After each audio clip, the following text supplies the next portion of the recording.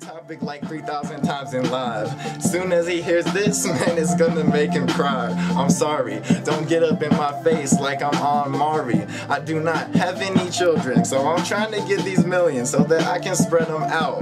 Trying to make some changes with all this clout that I arrange. With these things that I say, people listen cause I speak like the old poets and Muslims when they rolled the IB. Reading Peninsula, that's knowledge that I got up in my head when I was in España. Now I turn it on instead, and I spit it from my honor. Yeah, I spit it from my heart. My name is Carson Koenig, and I go by the name of Queso, just in case you say so. So what did I want to do for a living when I was in high school? Dang, I didn't even know, because when I was in high school, I just had those things like sports and school, and that was pretty much what I focused on. And everyone was just like, you know, make sure you get into college. And my mom was telling me make sure I get good enough grades to get into college and stuff. So that was just as far as I took it in my head. And everyone said, "Oh, you don't have to figure out what you want to be, you know, for a while." So I didn't. Like, I just took really what they said, and I was like, okay, well then I won't. I don't even think I can like pick. I don't even think I can recall the first song that ever really had an impact. For the most part, I mean, I think I have like an affinity for all the songs that they play, like 80s and 90s, like songs that they would play on Mix 101.5, because my mom, whenever we would be riding in the car on the way to school and stuff, like we couldn't listen to G105 or we couldn't listen to like the rap stations. So I first heard hip hop, you know, yeah, probably in middle school. I know like to this day I know like all the words to Shake Your Tail Feather. I used to just grab like little songs like that were like mainstream songs, like popular songs, but just that I liked. The first album, like the first one that I specifically was like, okay, you know, I really like this, was Late Registration by Kanye West. That was back when we had still CD players and when I still rode the bus to school in high school. I think I was like a sophomore.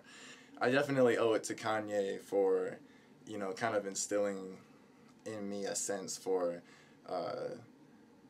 you know, putting a lot into the beat, like not just you know, doing a bunch of loops and stuff, and then like he'll put little things at the end of a beat that don't necessarily have to be there because the words are done, like the vocals are done, but it makes you want to listen to the song still to get to that part. The beat making probably started first. My friend Lane got a MacBook whenever he was in like his family got one whenever he was in middle. I think we were somewhere in middle school or like early high school.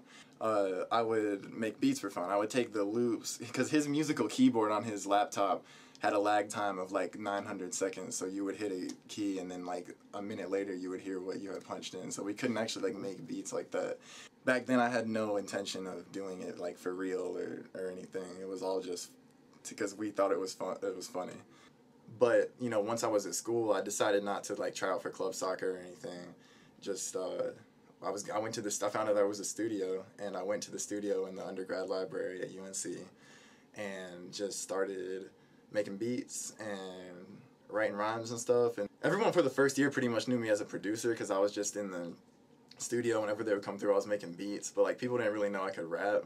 Everyone who was there and, like, kind of doing their thing and, like, respected would, like, you know, over time just came through, and like I was laying down a track and they were like, okay, like, yo, if you want a verse from me or anything to like get on, like, you know, basically I kind of earned everyone's respect.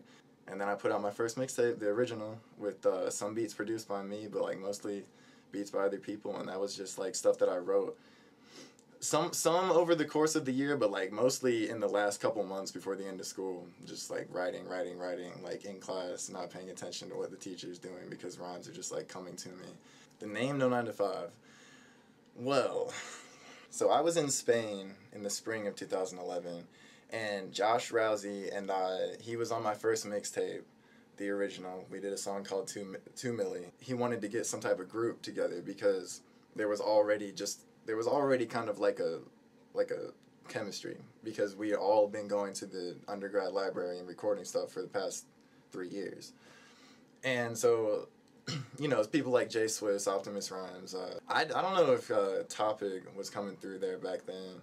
J Rock, you know, P Rob, you know, we all kind of met each other in the studio, and Josh was just like, you know, there's definitely something there, and like I think we could really like further that and do some type of community or something. I was like, okay, yeah, you know. And then when I was like, when I get back from Spain, you know, let's get up and talking about stuff. You know, he came over a couple times, and then one time he was like, yo, I think I have the name for that group, and it's No 9 to 5 is one of the songs from his, or one of the lines from his song Saturday. I'd rather die than live a 9 to 5, my word is bond. Well, I mean, a lot of us had done songs together before we made No 9 to 5, just on each other's projects, because we knew each other and we're rappers at UNC, and we, you know, met each other in the UL and stuff. But the first No 9 to 5 song, I think, as far as having all of us on it, it would be the UNC anthem. We had, you know, we wanted to do a song that was gonna kind of like, you know, represent the campus, and specifically for the basketball team. Yeah, it was huge. It was huge for us because, like, I think on YouTube, we put it up on YouTube, the song, and, like, the song itself has, like, over 4,500 views on YouTube, I think, and the video that we made for it has, you know, 3,500. Let's see. So, Cry Wolf, Josh and I opened for them. Swiss opened for Big Crit. Soulcon, 2 Chainz, Asher Roth, George Watsky. I feel like I'm forgetting something. Does that sound right?